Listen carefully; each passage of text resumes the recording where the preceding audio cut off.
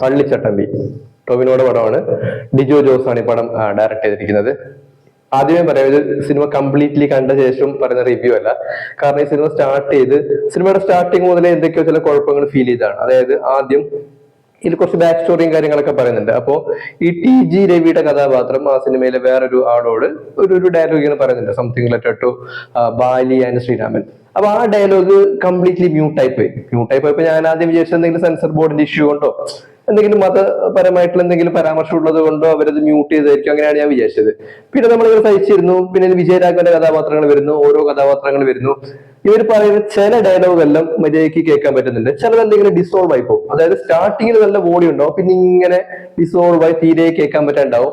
കുറച്ച് സമയം കഴിഞ്ഞപ്പോഴത്തേക്കും പടത്തിന്റെ ബാക്ക്ഗ്രൗണ്ട് സ്കോർ മാത്രമേ നമുക്ക് കേൾക്കുന്നുള്ളൂ. പടം എന്താണ് മെയിൻ ഡയലോഗും കാര്യങ്ങളൊക്കെ ഇങ്ങനെ കട്ട് ചെയ്ത് നമുക്കൊന്നും കേൾക്കാനേ പറ്റാത്ത അവസ്ഥയായി. അവസാനം തിയേറ്ററുകാർ നമുക്ക് റീഫണ്ട് തന്നു, നമ്മൾ തിരിച്ചിങ്ങോട്ടേക്ക് വന്നു. അപ്പോ ഈ പടത്തിൽ ഞാൻ കണ്ടത്ര ഭാഗം പറയാം. ഇത് ആക്ച്വലി അത്ര വലിയ സംഭവമായിട്ടുള്ളൊരു എന്താണ് നമ്മൾ പ്രതീക്ഷിച്ചത്ര, അതായത് എനിക്ക് നല്ല പ്രതീക്ഷ ഉണ്ടായിരുന്ന ഒരു പടമായിരുന്നത്. ഫസ്റ്റ് ഒരു റിലീസിങ് മാറ്റിയപ്പോ തന്നെ ചെറിയൊരു ഡൗട്ട് അടിച്ചു. പക്ഷെ എന്നാലും കുഴപ്പമില്ല, കാണാൻ വെച്ചിട്ടാണ് നമ്മൾ ഇന്ന് വിഷു ആയതുകൊണ്ടും വിഷു ആയിട്ട് നമ്മൾ FDFS കയറുന്നത് കൊണ്ട് തന്നെയാണ്.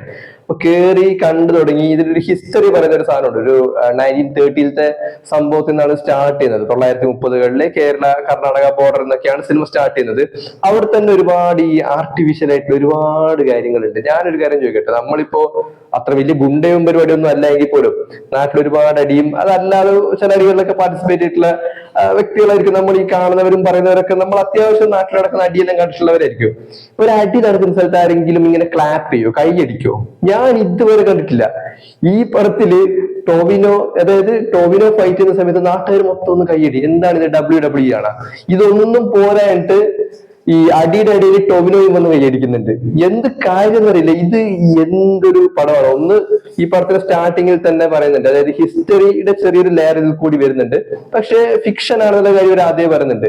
പക്ഷെ ഫിക്ഷൻ ആണെങ്കിലും ഇങ്ങനെ ഇത്രയ്ക്കും ആർട്ടിഫിഷ്യൽ ആക്കേണ്ട കാര്യമില്ല എന്നാണ് എനിക്ക് തോന്നിയിട്ടുള്ളത്. പിന്നെ ഈ നാട്ടുകാരായിട്ടുള്ള ആൾക്കാരുടെ അഭിനയം ഉണ്ടല്ലോ, ഇതാണ് നാട്ടുകാരുടെ അഭിനയം. അതായത് ആർട്ടിഫിഷ്യലിന്റെ പീക്കാണ്. ഒരു റിയാലിറ്റിയുമായിട്ട് ഒരു ബന്ധമില്ലാത്ത രീതിയിലാണ് ഇവർ സംസാരിക്കുന്നതൊക്കെ. ഡയറക്ഷനും എനിക്ക് വലിയ പ്രതീക്ഷയൊന്നുമില്ല. അതായത് നമുക്ക് ഒരു പടം സ്റ്റാർട്ട് ചെയ്ത് ആദ്യത്തെ ഒരു 5-10 മിനിറ്റിനുള്ളിൽ ആ പടത്തിന്റെ ഒരു ലോജിക്ക് അല്ലെങ്കിൽ ഒരു മേക്കിംഗ് ക്വാളിറ്റി നമുക്ക് മനസ്സിലാവും. അതായത് ഒരു പടത്തിന്റെ ക്വാളിറ്റി നമുക്ക് മനസ്സിലാക്കാനായിട്ട് സിനിമ മൊത്തത്തിൽ ഇരുന്ന് കാണേണ്ട കാര്യമൊന്നുമില്ല. സിനിമ സ്റ്റാർട്ട് ചെയ്ത് ആദ്യത്തെ ഒരു 10 മിനിറ്റ് കൊണ്ട് നമുക്ക് ഇതൊന്ന് കണക്ട് ചെയ്ത് കഴിഞ്ഞാൽ പിന്നെ പ്രശ്നമൊന്നുമില്ല. അതങ്ങനെ നല്ല സുഖമായിട്ട് പോയിക്കോളും, പിന്നെ കുഴപ്പമൊന്നും ഉണ്ടാവില്ല.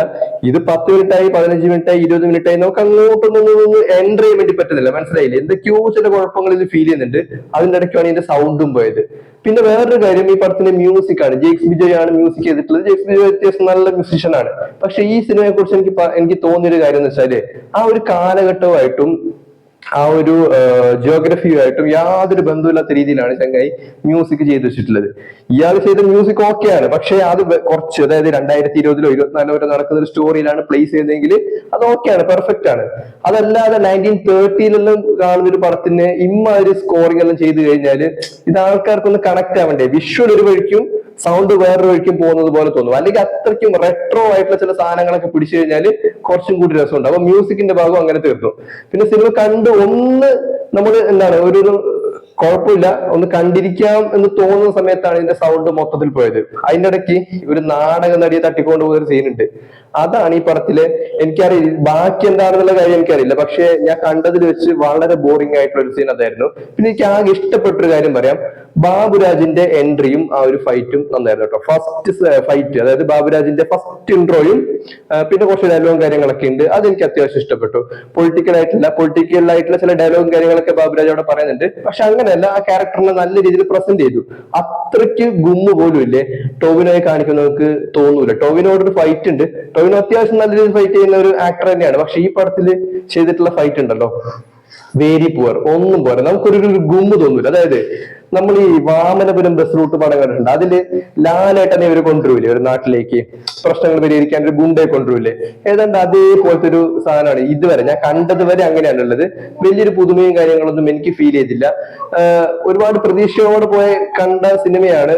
അതായത് ഇന്നൊരു എന്താണ് നമുക്കൊരു സെലിബ്രേഷൻ ഡേ ആയിട്ടും ഫസ്റ്റ് ഷോക്ക് കയറിയതാണ്. പക്ഷെ വലിയ ഒരു രസമില്ല. പിന്നെ ഇതിൽ ടൊവിനോയുടെ കൂടെ സഹോദരനായിട്ട് അഭിനയിച്ചിട്ടുള്ളത് നമ്മുടെ അൽ അമീൻ ആ ഗ്യാങ്ങില് ഒരു ചങ്ങായില്ലേ, കുറച്ച് താടിയെല്ലാം വെച്ച് മേഞ്ഞിട്ടൊരു ചങ്ങായി, അയാളെയാണ് ഇതില് സഹോദരനായിട്ട് കൊണ്ടുവന്നിട്ടുള്ളത്. ഈ പണ്ടത്തെ സിനിമയിലെ ജയറാമിന്റെ കൂടെ ഇന്ദ്രൻസ് എല്ലാം വരൂല്ലേ, ഏകദേശം ആ ഒരു ഫീലാണ് തോന്നിയത്. വലിയ ഡയലോഗ് കാര്യങ്ങളൊന്നുമില്ല, പക്ഷെ അത്യാവശ്യം ഞാൻ കണ്ടത്രയും ഭാഗം ഒരു നല്ല രീതിയിൽ വെറുപ്പിച്ചിട്ടുണ്ട്. വലിയ ഒരു കോമ്പിനേഷൻ ഇവിടെ നമുക്ക് ഇങ്ങനെ ഫീൽ ചെയ്യില്ല. അതായത് നമ്മൾ ഈ തമിഴ് പടങ്ങളിലെല്ലാം നായകന്റെ കൂടെ ഒരു ചങ്ങായി വരൂല്ലേ, ഏതാണ്ട് അതേപോലത്തെ ഒരു ഫീൽ ആയിരുന്നു.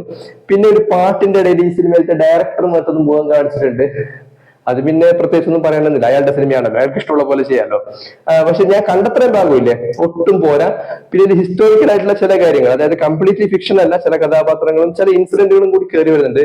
അതിൽ ഭൂപരിഷ്കരണം, വിദ്യാഭ്യാസ ബില്ല്, അങ്ങനെ കുറച്ച് കാര്യങ്ങളൊക്കെ വരുന്നുണ്ട്. ഞാൻ അങ്ങനെ ഹിസ്റ്ററി ക്ലാസ് എടുക്കാൻ നിൽക്കുന്നതല്ല, പക്ഷെ എന്നാലും ഒരു കാര്യം നമ്മൾ ഫിക്ഷൻ ചെയ്യുന്ന സമയത്തും ഇല്ലേ, അതിന്റെ റിയാലിറ്റിയോട്, അതായത് യാഥാർത്ഥ്യത്തോട് ഒരു കുറച്ചെങ്കിലും ഒരു ഇത് കാണിക്കുന്ന രീതിയിൽ പ്രസന്റ് ചെയ്ത് കഴിഞ്ഞാൽ സിനിമ കാണുന്ന പുതിയ ജനറേഷനിലുള്ള ആൾക്കാർക്ക് അത് എന്താണ് തെറ്റിദ്ധരിക്കാതിരിക്കാൻ ഒരു വഴിയാകും. അല്ലെങ്കിൽ ആൾക്കാർ ഇത് മൊത്തം എന്തൊക്കെയോ മോശം കാര്യമായിരുന്നു എന്നുള്ളൊരു തോന്നൽ ആൾക്കാർക്ക് വരും. പിന്നെ ഇതിൽ ഈ ചട്ടമ്പി കൊണ്ടുവരുന്നതിന്റെ റീസൺ ആയിട്ട് പറയുന്നത്, നാട്ടില് അതായത് ഈ ഹൈ റേഞ്ചിലൊക്കെയുള്ള പള്ളിയുടെ സ്ഥലവും കാര്യങ്ങളൊക്കെ കമ്മ്യൂണിസ്റ്റുകാർ പിടിച്ചടക്കുന്നു എന്നുള്ള രീതിയിലാണ്. തമാശ എന്ന് വെച്ചാല് ഈ മലയുടെ മുകളിൽ ഈ കുരിശൊന്നും ഒരിക്കലും മുളച്ചു വരുന്ന സാധനമല്ല. കുരിശ് എങ്ങനെ അവിടെ വന്നു എന്നുള്ള കാര്യം കൂടി പറഞ്ഞിരുന്നെങ്കിൽ ആൾക്കാർക്ക് കുറച്ചുകൂടി വിസിബിൾ ആവും. ഇത് ഞാൻ ഹിസ്റ്ററി ക്ലാസ് എടുക്കുന്നതല്ല, പക്ഷെ അറിയുന്ന ചരിത്രം തന്നെയാണ്. പക്ഷെ സിനിമ ചെയ്യുമ്പോഴെങ്കിൽ പോലും ഒരു കുരിശ് താനെ ഒരു മലയുടെ മേലെ മുളച്ചു വരില്ല എന്നുള്ള കാര്യം കൂടി പിന്നെ ക്രിയേറ്റേഴ്സ് ആലോചിക്കേണ്ടതാണ്. എന്തായാലും വിഷു FDFS പൊളിഞ്ഞ് പാളീസായിട്ടുണ്ട്. സോ ഇതാണ് ഞാൻ കണ്ട ആദ്യത്തെ 1 മണിക്കൂറുള്ള പള്ളിച്ചട്ടമ്പി.